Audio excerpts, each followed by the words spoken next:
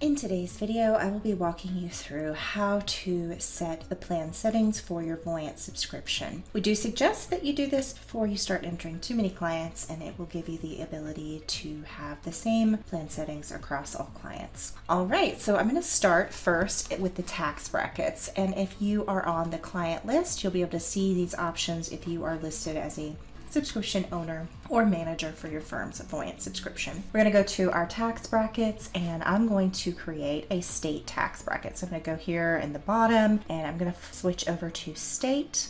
And let's just say, for example, I live in a state where we have a flat state income tax, same for our capital gains, and I just want to have that entered as a default so I don't have to enter it on each of my client plans. All right, and then I'm going to give this a name, state tax brackets, and click done. All right, so we now have state tax brackets in the plan. I want to go over to model portfolios, and I'm going to use our asset mark long-term market assumptions. And I'm going to go to my plus button here in the bottom right, and I'm going to build some model portfolios based on these assumptions. Clicking the plus button in the bottom right, I'm going to give this first portfolio a name, and I'm going to give it an asset allocation, and I'm just going to do this as a demonstration. So we're going to click done, and you can now see that that portfolio is in there. If I wanted to do another one, do the exact same thing.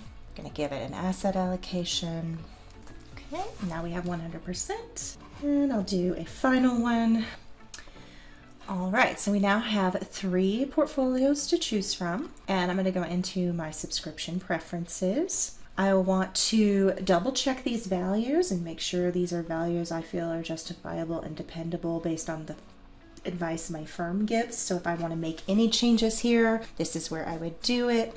And then you can go through these, make sure that these are all acceptable. You can adjust the fees and taxation. Make sure that this is toggled on to use the federal tax brackets. And if you want to make any adjustments to those federal brackets, you can do that in here. And then state tax brackets, just making sure that you're using the state tax brackets that you've entered, if applicable, and same for all of these settings in here.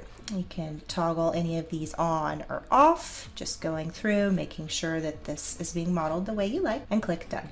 Save and continue.